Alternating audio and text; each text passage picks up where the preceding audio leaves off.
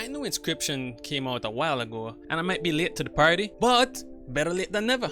This is just an amazing game. I've only finished Act 1 and today I'm going to be ranking all the cards of Act 1 onto a tier list. So let's get right to it. So let me explain my tier list options or rankings before we actually do any of the rankings. So we have super OP, very overpowered S+. We have the overpowered, just a simple overpowered thing, even though it's like pretty high ranked. We have strong, they're pretty good, I think self-explanatory, useful, they have a purpose, it's not garbage, it's not mid, it's a little bit better than that. Mid, you know, right in the middle. Trash, it's just terrible, just belongs in the trash, really simple. Good in specific decks, otherwise it would be trash. Some cards are only good if you have a specific deck for it, otherwise it would just be garbage. Some cards are just good for the campfire, they don't really have any other purpose, and then it's not really a card, so it's not a card that you picked up in the game, like an option to get that card. And that's the tier list right there. Let us start with our first card. We have the otter. This one is pretty simple. It's really good for the campfire. You get the guys to eat up this guy and they all die. Let's see, we have the alpha here. The alpha costs a lot of bones. It has a good sigil, 1 attack damage, 2 health. As far as I know, it feels like trash to me. It costs way too much. Like I have to have 5 dead before I can use this. And it only has 1 attack. Feels pretty not that good. We have an amalgam. Amalgam has 2 sacrifices and you get 3/3 for that. I feel like this is a pretty strong card. Like late game or anything like that, you get 2 squirrels and you can summon this thing, like, and it does 3 damage. If this thing attacks twice, you win the game.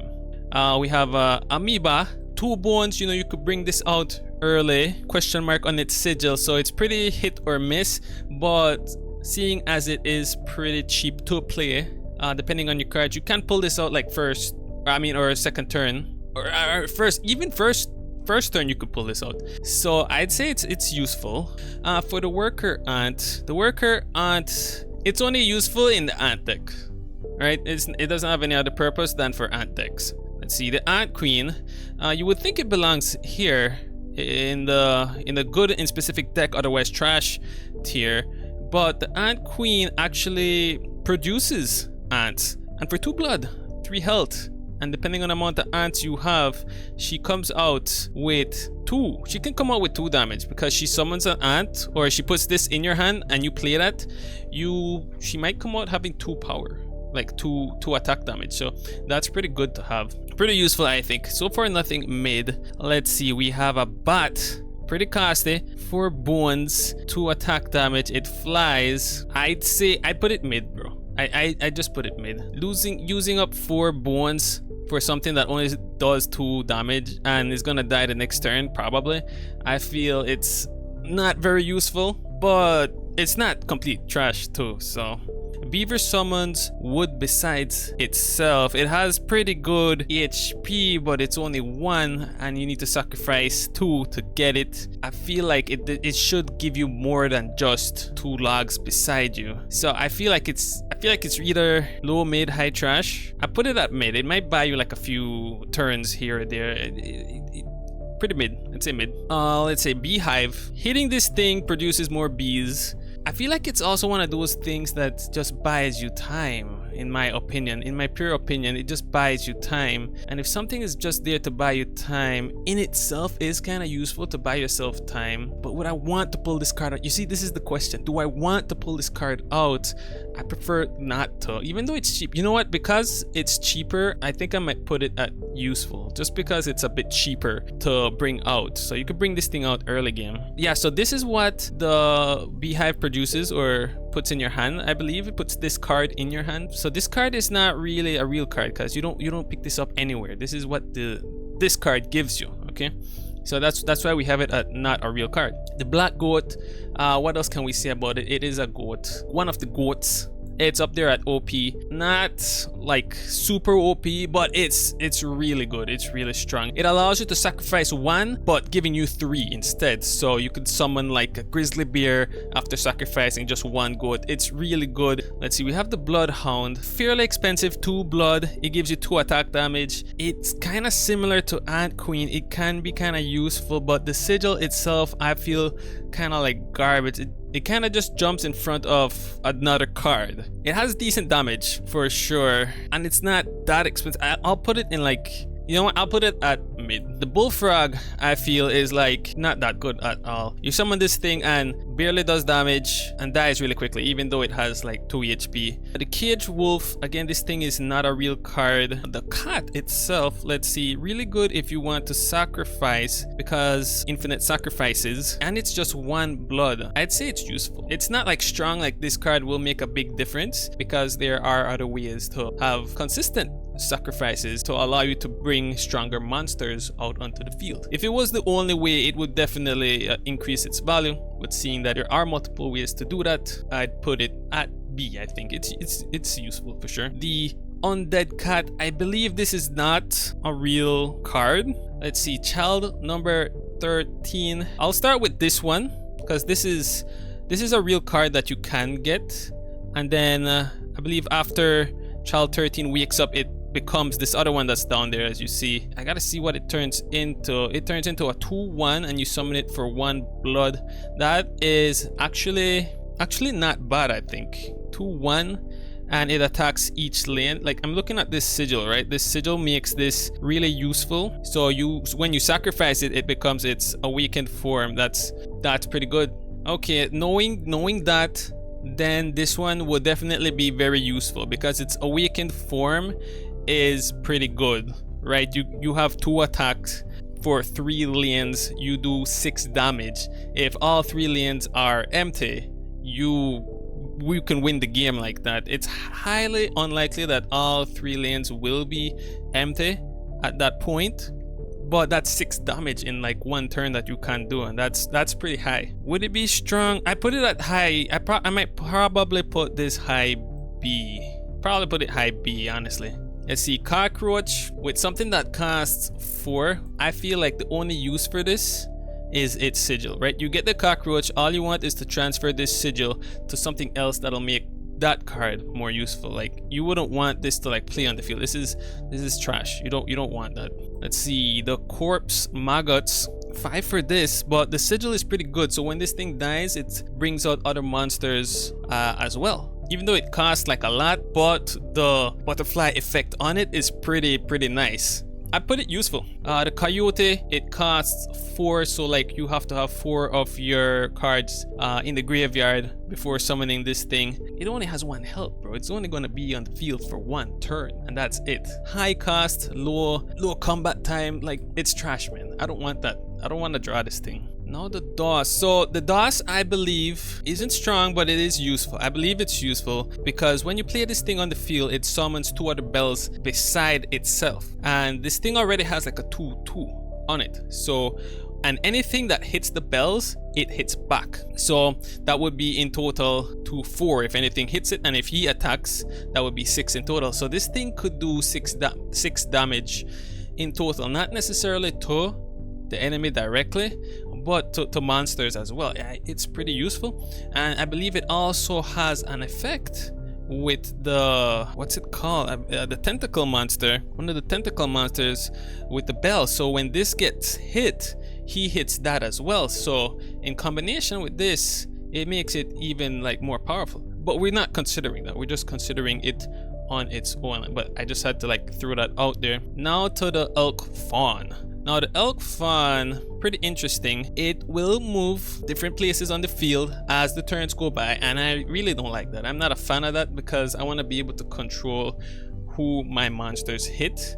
I want to be able to control who's in front of them. If I have like an opening, I don't want my card to move away from that, right? I want to keep exploiting that. So I'm really not a fan of that sigil, you know, the one with the arrow, right arrow. But this thing will also turn into a 2/4 elk, and the cost for this is just 1 blood. I'd say it's cheap, and it gives me a higher combat power creature for just the cost of 1 blood. I think it could be useful. Not very useful, but useful. This is also a real card. Let's see, for this one it costs 2 blood, a little bit expensive. I get 2/4, and I can't even control where you go. I wouldn't put it useful. I might just put it mid. I feel like it's mid. Let's see, for the field mice is very good. very good. I don't know if it should have like its own separate category above the goat. Is it super OP? I don't think it's like super duper OP, but it is pretty OP. It's not just strong, it's like OP. When you get this thing, you basically have this card forever, right? You play this card, you get a copy of it in your hand. If you have this sigil applied to something else, it just makes it super strong. So having this card is a big game changer. Let's see, we have the geck. The geck, I found absolutely no use for this thing, but I don't think it's trash. Even though I placed it there, I don't think it's trash because it's for free. You play this thing for free. There's no cost to this thing. You can just play it for free. Like early on, this thing is in your hand, you get free 1 damage, boom. If you have fire applied to this thing, campfire, you get, if you manage to get this thing to 5, you end the game in 1 turn. But we are considering this without like the campfire buff effects and stuff like that. Otherwise it wouldn't be really fair, because everything with fire, with the campfire buff applied to it, would obviously be much better. So I don't feel it's strong. I don't feel it's very useful. I feel like it's a mid. It comes out early game, you attack once, and then it's probably just dead after that. Like that's it, right? You forget about it after that. Let's see, the Greater Smoke, not a real card. The Great White, definitely gonna be in the useful category. If you can manage to have a deck that can easily summon high cost creatures like this one, its value would increase even further. But we're not making this list deck specific, we're just making it in general. He's gonna be useful here. Very useful, not strong, very useful. I would say high useful, actually. High useful. We also have the Grizzly Bear. I'd put it right with the Shark. Similar space, maybe a little bit higher than the Shark because it has a higher HP, right? This thing is able to block damage. The Shark is not able to block damage, right? He just ducks for cover, right? There's no point in increasing the health of this thing or the defense of this thing. It does no blocking for you. The Grizzly Bear will block and attack for you. It will give its life for you. Let's see, the Kingfisher. I honestly can't really see the big use in this. Like, you're above but under at the same time. You don't block and you don't take damage, and you cast 1 blood and you only do 1 damage. I don't even know what to say. I don't want this card. I don't want this card. Let's see, we have the Long Elk. This thing for sure belongs for the campfire. And oh yeah, the Frog should be in the trash area, sorry. Let's see, we have the Magpie. No, Magpie cost 2 blood. Pretty high cost for a 1/1 creature. However, because of this 1 sigil that it has to pick any card from the deck, it actually gives it a higher value than you would think, right? Without that sigil, it's trash. Talking about this sigil here, it allows you to pick 1 card from the deck when you play this card. That is a game changer, right? This is very useful. If you have a freaking Grizzly Bear in your deck, you draw this card and pull out this Grizzly Bear, it changes the game. This thing, I won't say it's strong, OP, strong, but useful, very useful. We also have the Mantis God. The Mantis God, 1 blood, and you can do 3 damage with it. I put it in strong. Like, you don't underestimate the 1 attack damage that it has. For 1 blood, it does 3 damage, right? If you get this first turn, you do 3 damage. You're almost winning the game. You're almost winning the game with just a cheap card.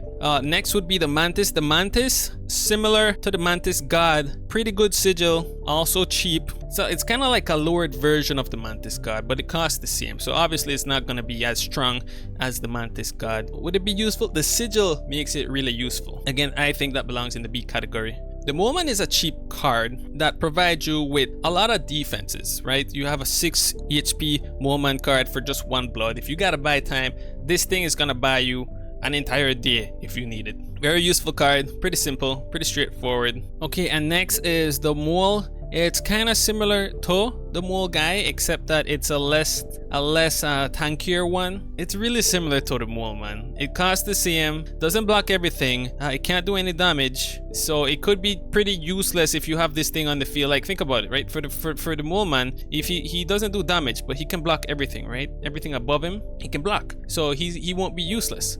But for this thing, if a flyer is in front of it, you are just useless. You just stay there doing nothing. Yes, you belong in the trash. Okay. The sigil makes a big difference, okay? Let's see, for the moose buck, again, this one, I'm not a big fan of the sigil that it has.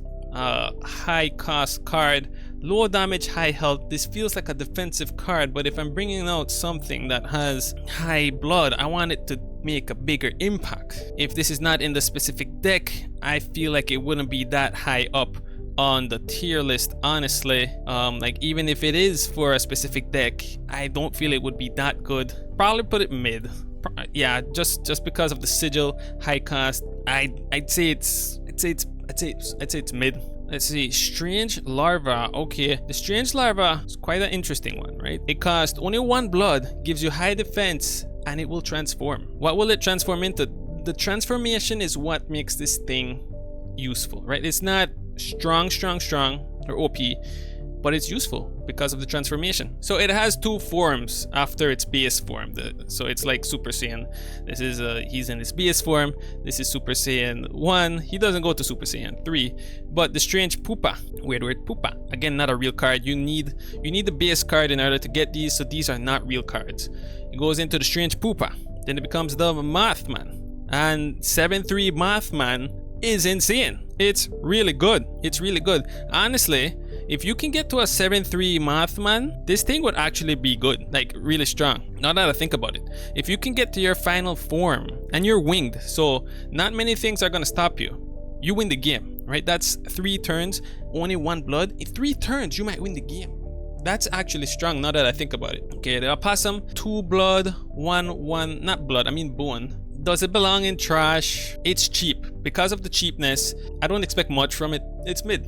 The Ouroboros, 100% in a category of its own. When you get this card, every time it dies, it comes back stronger for the entire run. Initially, I thought it was just for that game, for that particular fight that you were in. But it's for the whole run. When you get this card, as long as you don't die, every time this card dies, it comes back 1 stronger, both damage and HP.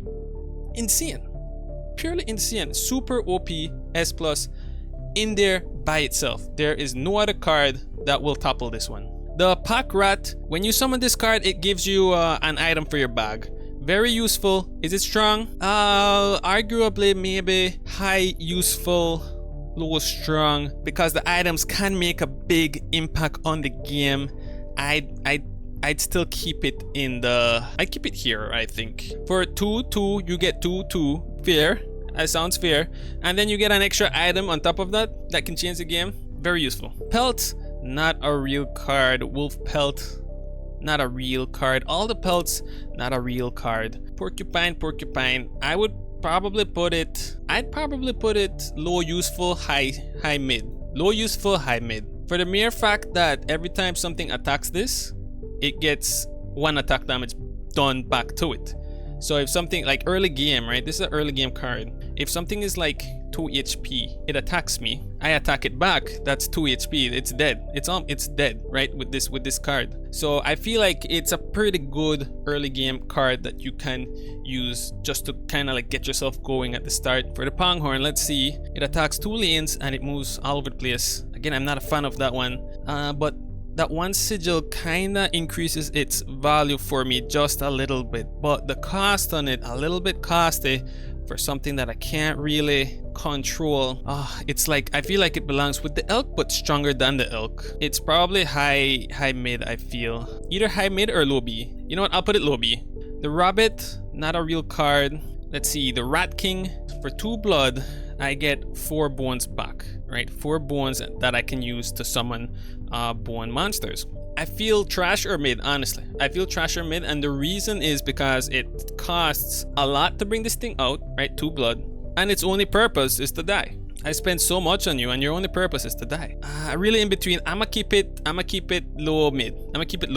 It's kind of similar to possum. For the rattler here, really high cost, but you get 3 damage from it. 3 damage is a lot in this game, right? Considering that you only need 5 to win the game, 3 damage is a lot, but it has 1 HP. It has a purpose. I feel like it has a really good purpose, right? You come in, you attack, you assassinate, you die, that's it. It has a really good purpose, I think, right? High damage, even though it's high cost, but it can be a game changer as well. It can be very useful. I wouldn't say it's like extremely strong or any one of these, but it has its use. Let's see, the Raven Egg, I would definitely put it useful because it's cheap, pretty good HP, another early game card. It's gonna survive the first turn more than likely, and then you'll get a Raven out of it. You'll get a 2/3 flying bird out of it. Good HP, good damage. I think it's very useful. I feel like it's very useful. However, the Raven on its own is not that useful. I put it mid. Just for the cost of it,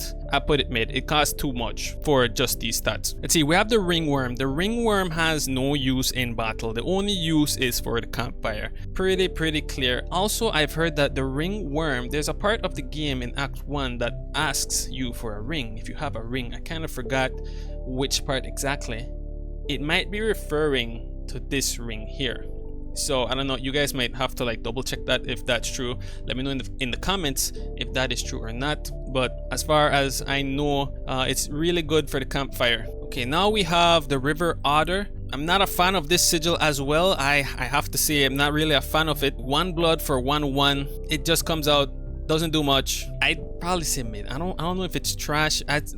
Low mid, high trash, I believe. Low mid, high trash. There's probably better cards. Like the Raven Egg for sure is much better than that. Much better than that. River Snapper, I feel trash. High cost, low damage, high HP. The cost is too high. The skink I feel isn't too bad. I feel like it has its purpose, right? You bring this out, it survives an attack. You leave your tail behind. Now you have 2 creatures on the field, and you get to buy yourself time in the early game. It's useful for early game stuff. I put it useful B. The skunk now, because it has 0 damage, I think it's trash, man. I know it reduces the damage of the enemy team, but you can't attack.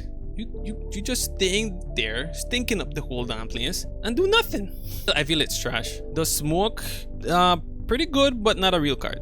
We have the sparrow. Again, the sparrow is 1/2 flying creature. Not as good as the raven, obviously. So I believe it belongs in the trash. Okay, now we have the tentacle bell guy. Tentacle bell guy is actually a strong one, believe it or not. Like, the closer it is to the bell that I'm talking about is the bell that you ring to end your turn. That's the bell that I'm talking about. When this thing is close to the bell, it has a attack damage of 4. You move away from the bell, like to the second slot, the attack damage is 3. You move further away from the bell, it becomes 2. Further away from the bell, it becomes 1. So you always want to put this on the left hand side, right? As close as possible to the bell. You have to put it there. That's where its value is. You have to have it there. And if you have it there, it is strong. It belongs here. Okay, and now this one is the card tentacle. I don't know, they have different tentacles. They like tentacles, okay? The attack damage depends on how many cards are in your hands. I wouldn't say strong, because you gotta play cards. You gotta play cards to win the games. The attack damage is gonna be up and down. It's not gonna be very consistent, right? If you're in strong, you are always strong. You are consistent, right? This other tentacle, I can make sure I get it to the right spot. This one, I cannot guarantee that I will have this many cards in my hand at all times. I cannot guarantee that, but I can see the usefulness in this thing. If I have at least 3 cards in my hand, I summon this thing for 1 blood, which is cheap for a 3 damage beast. It's kind of like the Rattler. I do 3 damage to whatever. I do my job, that's it. If you ignore me, I'm gonna win the game. So it's pretty useful. Okay, and for the mirror tentacle, this one is a bit unique. The stats of this thing, it actually copies it. So that's why the mirror is in its hand. It copies the attack damage of the monster, the creature that is in front of it. So this honestly depends on where you place it and who's in front of you. If there's nothing in front of you, your attack damage is 0. So it might be a miss or hit. Again, not really consistent. It can be very good and it can be like very awful. So I don't know, I feel like it might be mid, right? I feel like you good, you might be bad. All right, I'll put you mid. So we have a tentacle that's really strong, we have one that's useful, and we have one that's mid. Now we have a stink bug, relatively cheap, 2 bones, easy to come by. You can do this on your first turn depending on how it plays out. High health, low damage, reduces enemy damage by 1. Very useful card, especially early on. Very useful. We have the Stoat. The Stoat is another one of those cards, very useful early game, cheap to bring out. 1 blood, 1 attack damage, 3 heart. It is not gonna die quickly. I mean, if you buff this thing up, it can be like really good, especially with how cheap it is. But again, we are not considering it with the buffs. Of course, I gotta reiterate that. Not with the buffs. On its own, pretty useful early on. Stunted Wolf, again, also very useful early on. For 1 blood, you get a 2/2 beast with a scar on its eye. Kakashi, Hatake, Sensei, come on. It has to be useful, but I don't like seeing it at the bottom of useful. I'm gonna put it a bit like higher. Put it higher. It doesn't belong at the bottom. Neither does Stoat. I'll just put it higher in a random spot. It doesn't belong at the bottom. The Turkey Vulture, again, this thing, high cost, right? 8 bones for this thing. If you do not have a bone deck, this is not a good card for you. This is a terrible card for you if you have this in your deck. Get rid of this. This is only good in a bone deck. No other deck. The Urayuli, I don't know if I pronounced that correctly. Urayuli. The Urayuli, same as the Turkey Vulture. It's only good in the blood deck. So a blood deck would make it easier for you to summon high cost monsters, right? 4, you require 4 sacrifices for this. That is not easy to do in any normal deck. Not really good unless you have a blood deck. Warren is gonna summon these rabbit things here. Let me. The Warren will summon these rabbit things. I believe when it gets hit, it summons rabbits. I believe it puts it in your hand, so you have to play it afterwards. The rabbits are 0/1. Warren is 0/2. It's pretty trash. Like, if it was 1, if it had attack damage, it would be pretty good. But 0/2, you're getting nowhere. Like, you're getting nowhere. You might say, well, he's buying time and stuff like that. You have to do damage while you're buying time, otherwise you are just sinking. You have to do damage while buying time. Wolf Cub, very cheap card. It's gonna transform into one of those bad boys. This 3/2 wolf after 1 turn. Really good. You keep this thing alive for 1 turn. 3 next turn. You keep that alive 1 more turn. It could be game over. It's a really good card. Useful card for sure. The 3/2 wolf. Let us see where we put this thing. I feel this thing is also useful. High value. It's not that expensive. 3 damage, 2 health. I feel like it would be useful right here. It might even be like strong in my opinion, honestly. Now that I think about it, Stunted Wolf might actually be strong as well, right? Think about it. You have 2 blood sacrifice, you get 3 damage, 2 health. Stunted Wolf is not far off from that. It's like 1 attack damage from being pretty similar to the wolf. I feel like it belongs up there as well, the 2 wolves. The Cub, useful. It gets you this after 1 turn. Really good. Pretty satisfied with this. Now you might think that the wolf is better than the grizzly, but it's because of how cheap, how quickly you can bring it out, and how much damage you have along with it, that puts it up there, right? The grizzly bear, you have to have certain things in place in order to bring it out. It makes it harder for you to pull it off, right? These ones are easier to pull off. Okay, so this is my list here, guys. Let me know what you think about it in the comments. Maybe I got a couple stuff completely wrong. Maybe I got everything completely wrong. I don't know, but let me know how you feel in the comments. And yeah, that's it for today's video. Please be sure to subscribe. I need the subscribers, guys. It's free to do, no cost whatsoever, completely free, no money from your wallet. Thank you for watching, guys, and I will see you on the next one. Bye bye.